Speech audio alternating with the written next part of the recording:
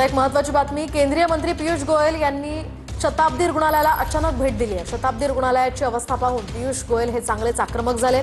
मंत्री पियुष गोयल यांनी थेट पालिका आयुक्त भूषण गगराणींना या संदर्भात फोन केला।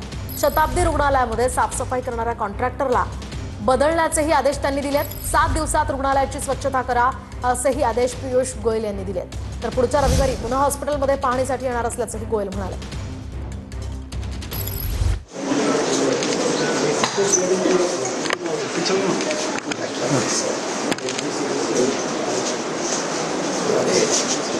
ये अजून थोड़ा मागे आहे करू ना मागे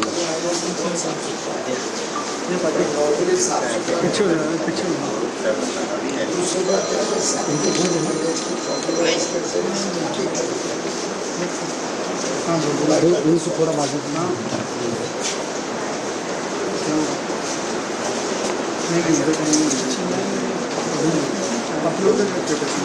तो मुझसे बात करो, मेरे को नहीं है भाई, तुम्हारे इंटरनेट तो आपस में आप लोग सॉर्ट आउट करो।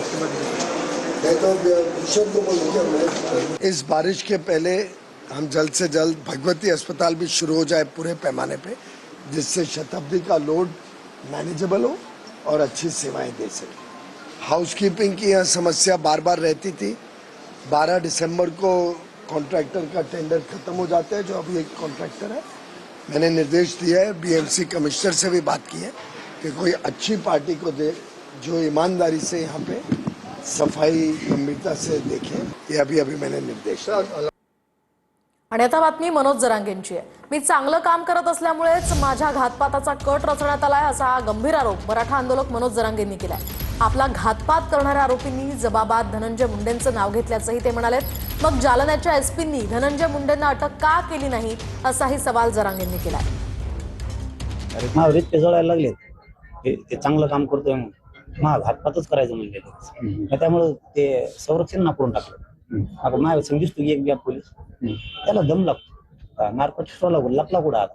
माझं म्हणणं आहे की जर आता घातपात करणाऱ्या आरोपींनी जबाब दिलाय, धनंजय मुंडेंनी सांगितलं होतं घातपात करायचा, तर आमच्या जालन्याच्या एसपींनी पत्रव्यवहार करून गृह मंत्रालयाकडून परवानगी का घेतली नाही त्याला अटक करायची। बातमी, सरकारच्या चहापानाच्या कार्यक्रमावर विरोधकांनी बहिष्कार टाकलाय।